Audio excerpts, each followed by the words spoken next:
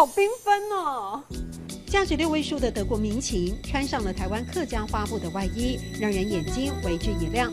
郭少廷的拼贴艺术，胆大心更细。除了美观之外，我们还不能影响到它的所有的结构。对，那所以客家话要客家话就是公都得统优啊，公都得统优，而且也应该加一句让人舍不得用，欢迎唔攀得用。是超。西画做基底，涂上亚克力原料，再搭配传统花样，独创2D 立体拼贴技法，连国外都没有。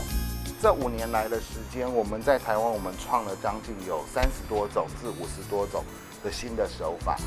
也让人惊艳的是单车的拼贴，今年接受了西班牙的单车厂商相邀合作，有了小提琴的成功经验，郭少廷的客制化订单如雪片般飞来，费时费工，当然价格不菲。原价大概在2万5到3万之间，那客制化的它可能就是差不多3万5到4万之间。郭少廷的法式拼贴颠覆想象，5年玩出50种创意手法，建筑用的胚土、油漆，任何媒材都能发挥。得意之作是他独创的技法，只用火的温度去熏烤出木头的一个熏黑一个程度，然后我们去做拼贴。寻常不用的纸张加点技巧也是件艺术品。喜欢在生活中找灵感，不受限材料，挑战极限。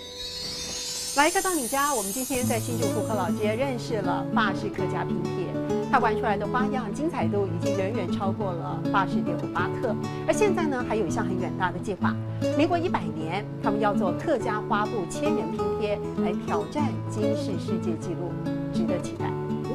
共多多懂优，欢迎唔攀得用，共多多懂优，欢迎唔攀得用。